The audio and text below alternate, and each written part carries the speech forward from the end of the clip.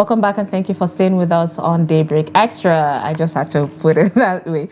Let's start by taking a look at the Daily Trust newspaper this morning. Major story, it's talking about something that affects every Nigerian, saying how shipping firms failed to remit over 119 billion naira levies to the federal government. This is... Okay, at this point, I don't even know what to say with a lot of things coming out. I mean, we've seen how Aliko Dangote has come out to talk about mafias in the oil sector, and then right now they are saying that the shipping firms are not even giving any money at all. A lot of money, billions. These are things that stakeholders have been pointing out on the fact that there seems to be a loophole on all the monies that the federal government is saying we're recovering, and that has been the fear of Nigerians, of saying, if at all, even the anti-graft agencies and other agencies that have been fighting corruption and then getting some money at least off from these alleged corrupt members, even if the money is remitted to the federal account, there are still loopholes that it doesn't really get there. So it's not safe in every level, and that is how Nigeria keeps losing money, how the monies that are supposed to be used for our infrastructures, schools, education system, and has been on a shake from last week, with a lot of talk coming out. We have security issues that have been back and forth with the governor of Zamfara State, and some people are saying he shouldn't even say something like that because the security agencies are really working, but there just seem to be a loophole. Corruption is taking a chunk load of our money in our country, and we seem to not be able to do anything about it. But it's just the same thing that everybody is saying. If there is political will, just like the former governor of the current governor of Zamfara State has said, he said there's lack of political will, and it's been replicated in every sector. Even when you see one person wants to work, there seems to be a block on that one person's effort.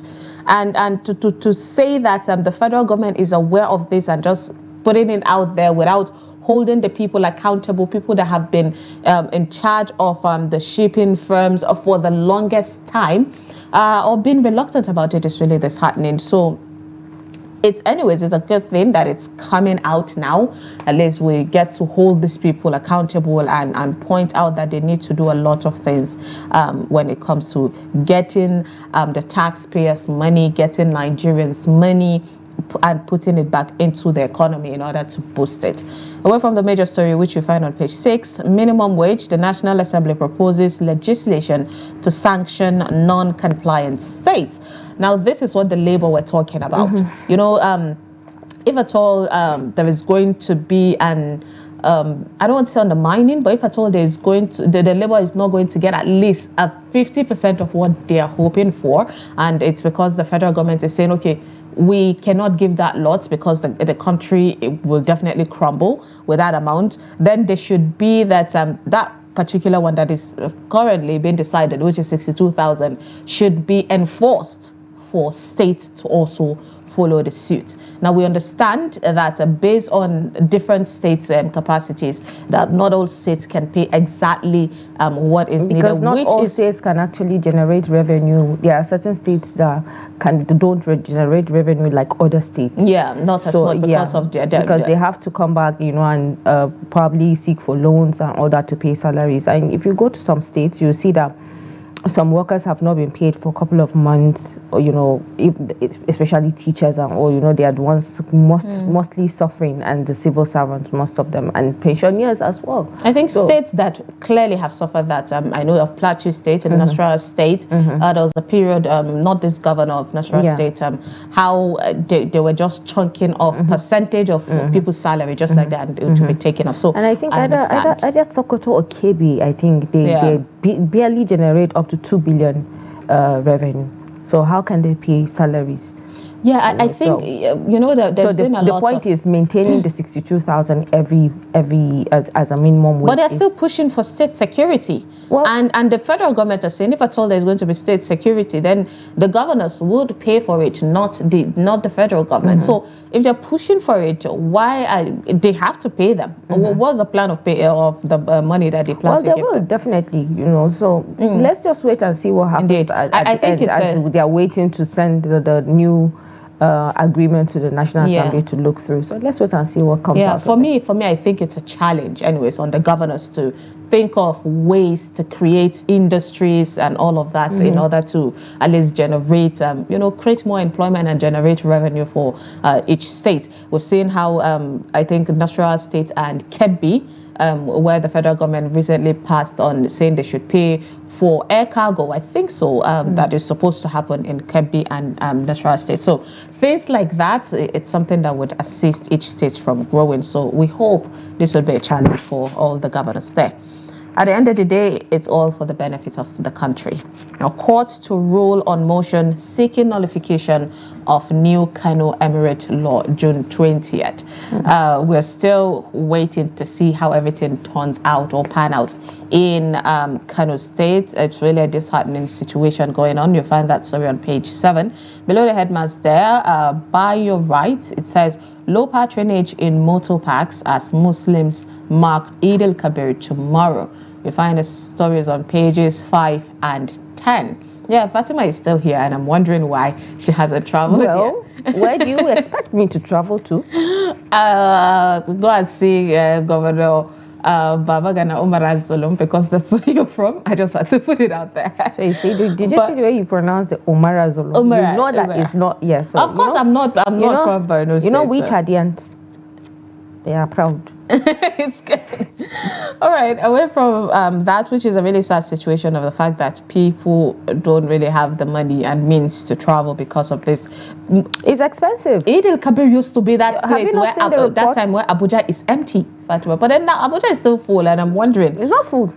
Abuja is still full. People have traveled, actually, but not as because we don't do the Durban here. Yeah. It's not done here, so people actually tend to travel home, to witness or even culture. To nearby, to just have that feel of different exposures of culture, of people dressing in their natives, and all. Meeting people you haven't met in a long time. I remember, I think 2 years ago when I went to Bauchi just to see the Hawan Daba and all that, and I went to Das, and I saw the Fulanis, your people, in their shiny outfits. Okay, I take that. I'm gonna hit you back, but no. Oh well, you just did actually, so I'm just giving it back to you. But anyway, it's fun to see it. It's a 50-50. We'll come back to that. But then one thing is for sure, it's always a banter for you.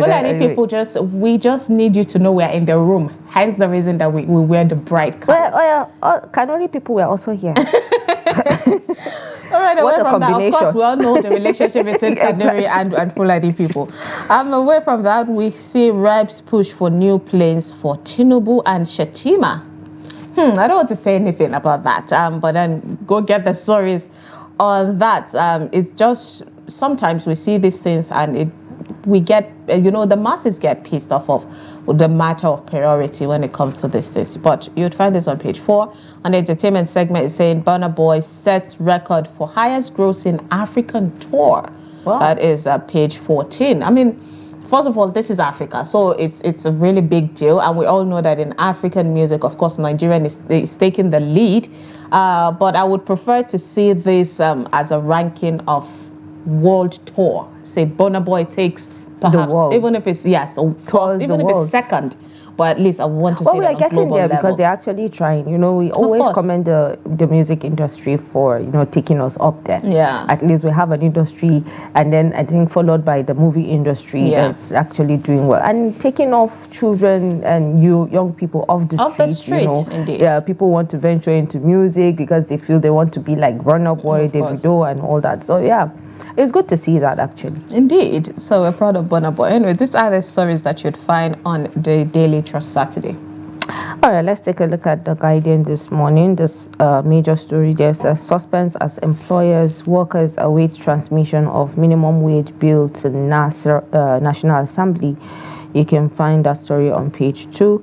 And then below the major story, we have the 2024 Hajj. Over 2 million pilgrims assemble on Arafat today. Yes, today is Arafat Day, actually. And I was so eager to say it, while we're starting the show, but because we are going to go to that much later when we are asking people how they are going to, enjoy and what have you. So definitely to come up, because this part of things that we do today in preparation for tomorrow and all that. So it's actually lovely to see, it's the feeling. You see people on top of the stones, and for those of us that could not climb, we're always down, but we are close to the stone.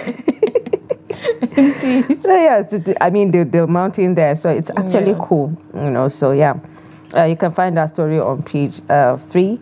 And then the Binance saga is still going on with the Anjarwala guy.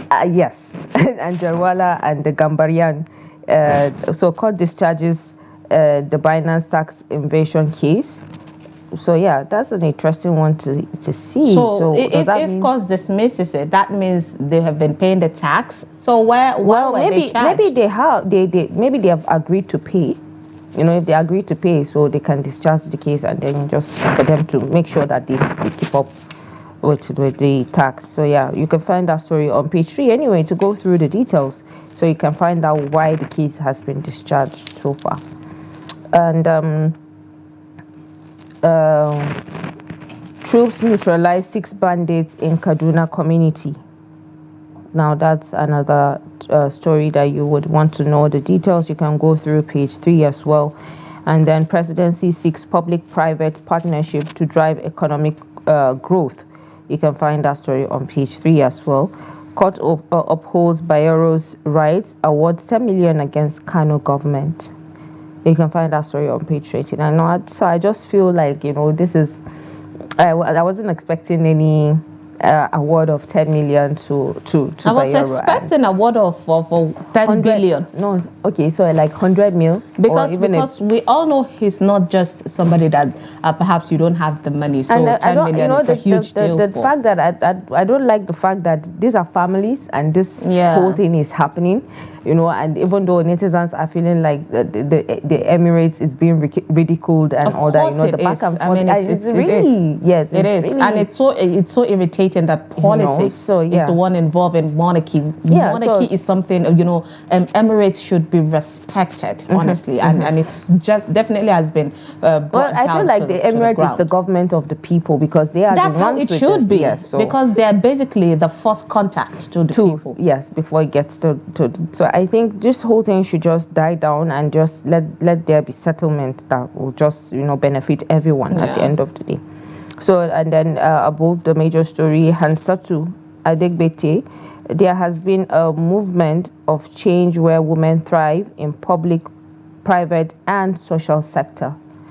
Yeah, I agree with that. So you can go through the Guardian woman on the Guardian newspaper this morning. And then why internet fraud by youngsters is thriving despite crackdown by EFCC chairman. So you can go through that, it's really disheartening, honestly, with 24 and 25 years. And the awareness going on. And with each passing day, really disheartening, but with each passing day, based on the research done, that these youngsters are every day getting hooked into this. Even people that initially will never believe in it, all of a sudden are considering, all this fraud activities, and it's really disheartening, honestly. Yeah, so that's the story for and then the minimum wage issue is so, like we said, we are waiting to see what happens. It's been replicated as well. Yeah, well, we'll have to wait and see how that pans out. Minimum wage is something that is really even me as a spectator, like of watching the back and forth on all of these things, it's really exhausting. Yes, it's exhausting, the back and forth.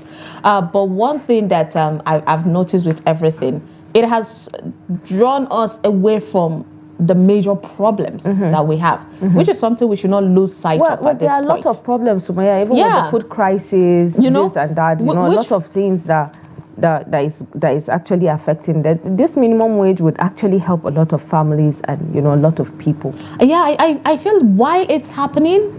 we need to, let's not forget, there is still that fear at the back of our mind, saying that immediately the increase of minimum wage happened, there's going to be increase in that same Food problem that we're having. Yeah, that's exactly what I've been trying to say. So for me, I'm saying, while we're working on minimum wage, we still have to come back and not forget that we have to hold these people accountable, that, okay, let's work on how we're going to at least, yes, the foreign exchange, how are we going to make Naira gain its value again? How are we going to, so far, what is the plan? I mean, we have to hold Minister of Economy, Wale Ejun, we have to call on Cardoso, the CBN governor, and ask, what is the plan? What is going on? So far, these tactics have not worked. So what about we change strategies? No, I guess yesterday made mention of when the food price goes up, it may never come down.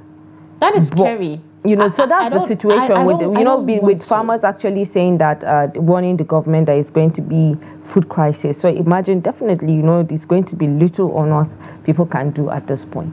It's really scary. Yes. To the point that we're approaching, God forbid, famine. You know, because if there is no food, which insecurity has crushed to them. And that's the more reason why we see people jackpotting, because, you know, a lot of young people are saying that the kind of jackpot that is going to happen this year, this 2024, is beyond what you can imagine. And then that's why the crime rate is also increasing. People attacking people, collecting their phones, you know, and robberies happening.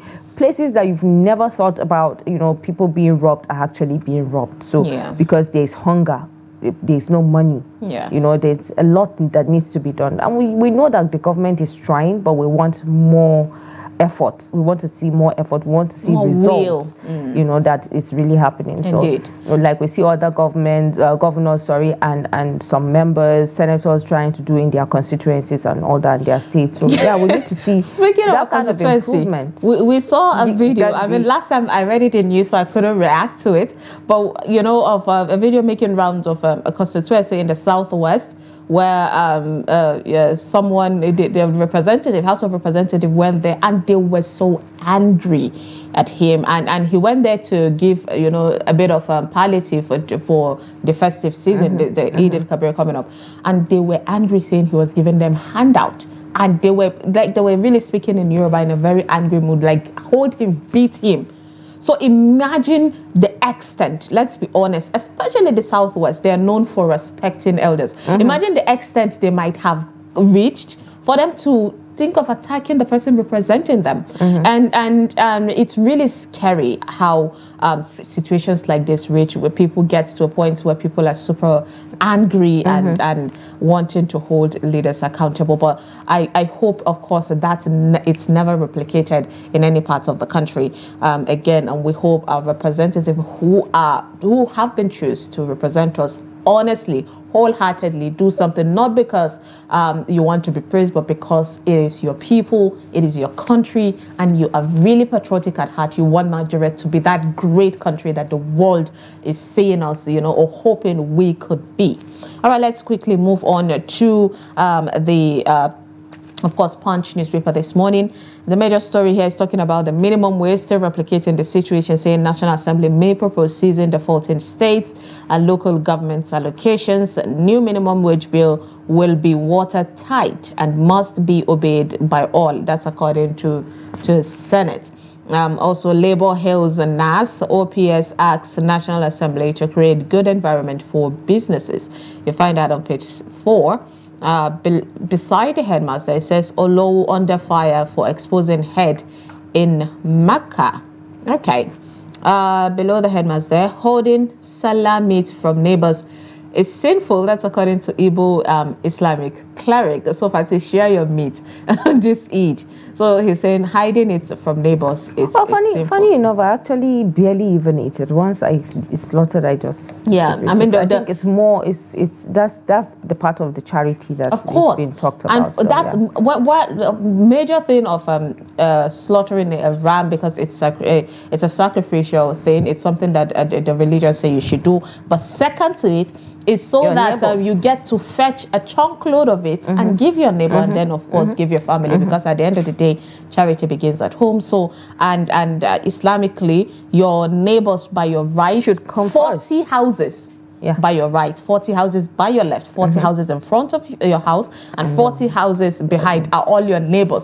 So ask yourself, how well have I been doing, so being neighborly? Okay, so now, what do you mean if I agree with you, but then, my house, we have just like 5 neighbors behind. Go across. Okay, so there are offices as well in that area.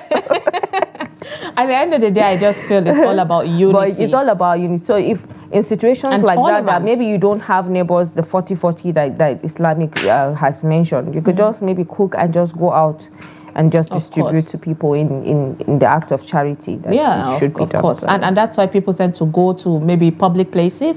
Could be church, could be mosques, could be events holding or something, and then give. Could be getting the needy, going where they are, and then giving them this food. Well, it's all about charity. Let's come together. And then the next story is a really scary story that we've been seeing on social media, which is cholera death toll. It's about 30 as 1,141 are hospitalized. We've seen an outbreak also in Lagos, and according to the reports, it's even been from the island axis.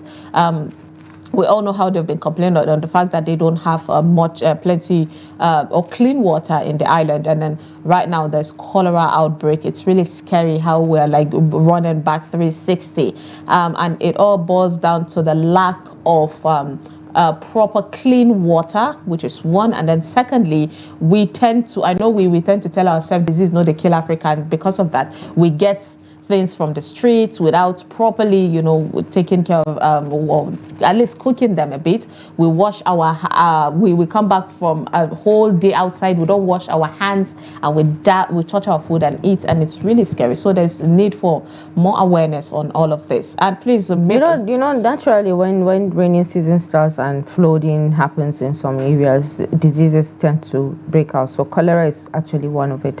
That's because you see some drainages are blocked, and some people are using the rivers to wash, to cook, and all that. So they get exposed to this stuff like that. Well, I can see you squeezing your face, Minister of Water Resources, please help us bring back water in Nigeria. I told you I'm going to be one someday. So honestly, we need people with political will. That's because I have been out there doing volunteering jobs like that initially.